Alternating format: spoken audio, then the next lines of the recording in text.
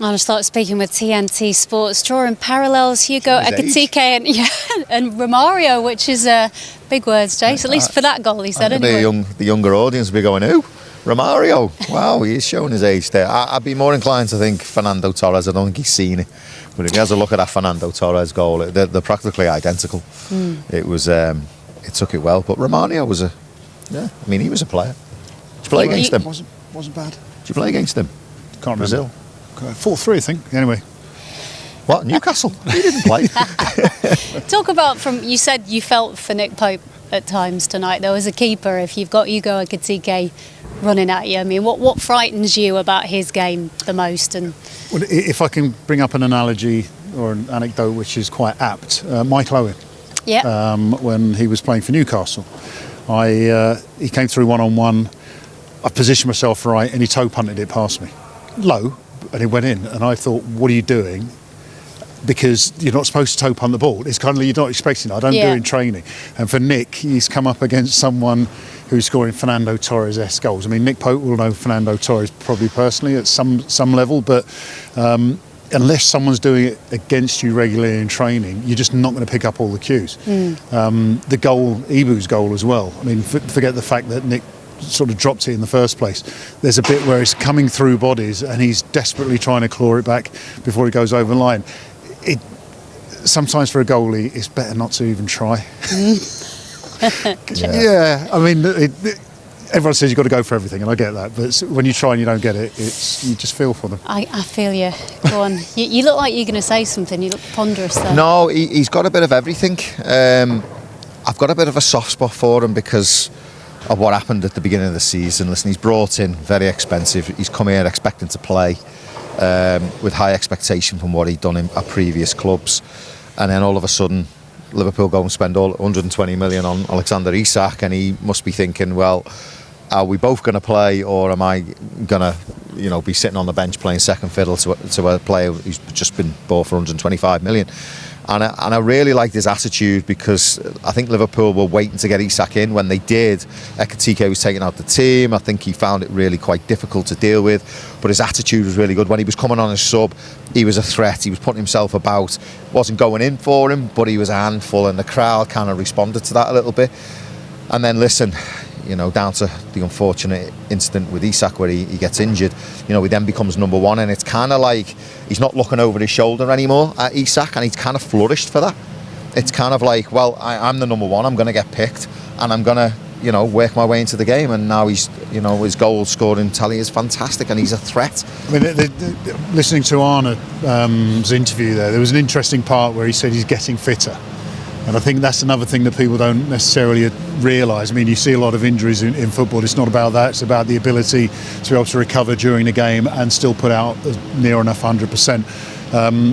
The Champions League a couple of weeks ago, I think in Marseille, was it the Marseille game? Then down to Bournemouth. Ekitike, who was great in Marseille, was on the bench. So it's again having this opportunity when you want to play and start every game. The fact that he was rested against Bournemouth and then starts again today gave him the opportunity to go, right, I am the number one. Yeah. So there is, in a weird way, there's competition, but I think a lot of the competition is about his fitness, not just the other personnel.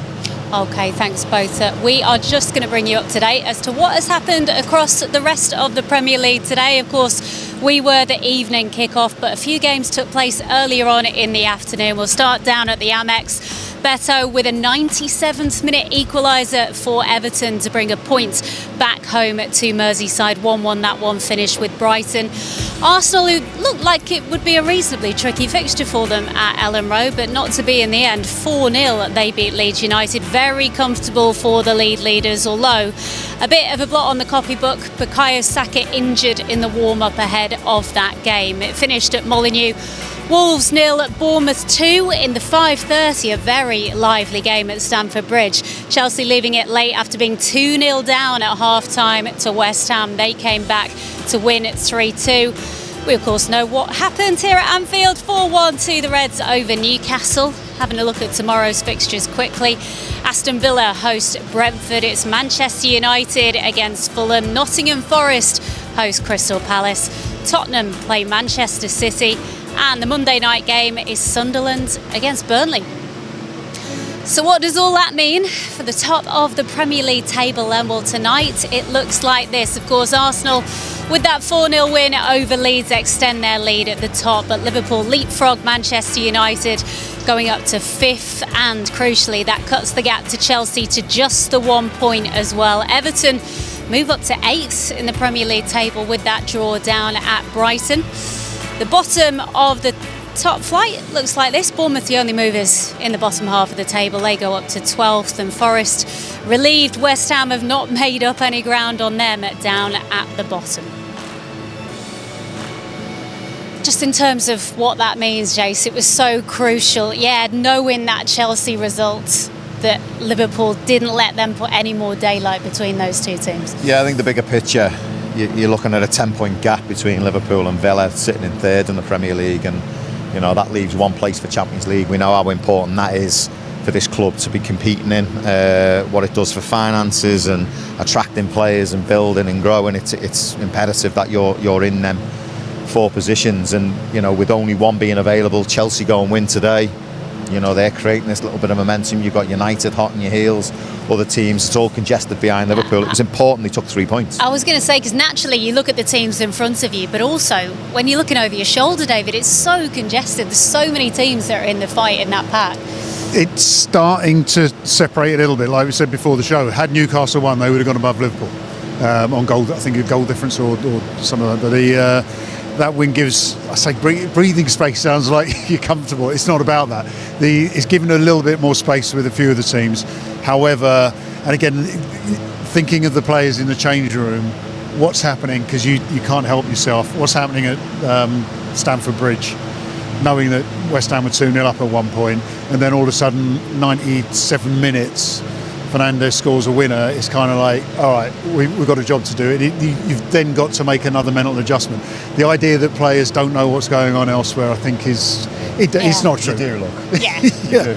So again, and to go a goal down, this season already proven. There's been lots of reasons why Newcastle scoring first would have been very bad for Liverpool. Yeah.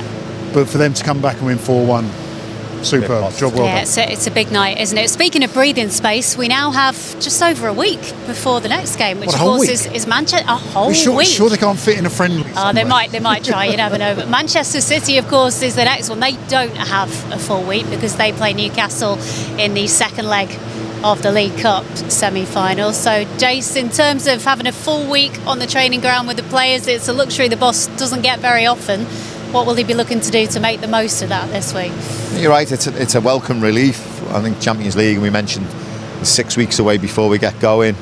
Cup competitions, Carabao Cup is not an issue, so we get a bit of time on the training ground. It's another week to get injured players back, leading up to what has been in the past 4 or 5 seasons the biggest game of the season, hasn't it? And the quality of football that has been played in that fixture has been phenomenal. It's been absolutely brilliant, and I don't see anything different. I think Liverpool are in a really good place at the minute.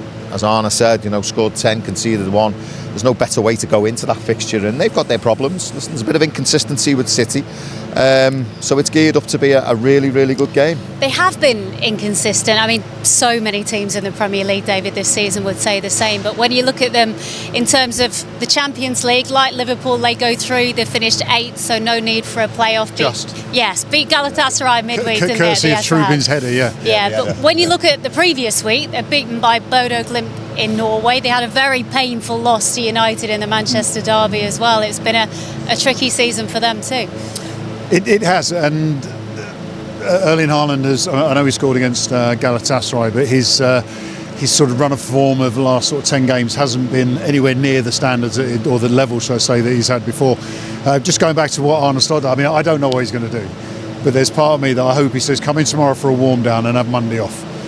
They've got the week, and as much as you want them on the training field, the players will be mentally and physically tired. Let them have some rest, proper rest, and then come back in fresh, ready to go. With regards to City, they've got the 2-0 lead over Newcastle at the moment.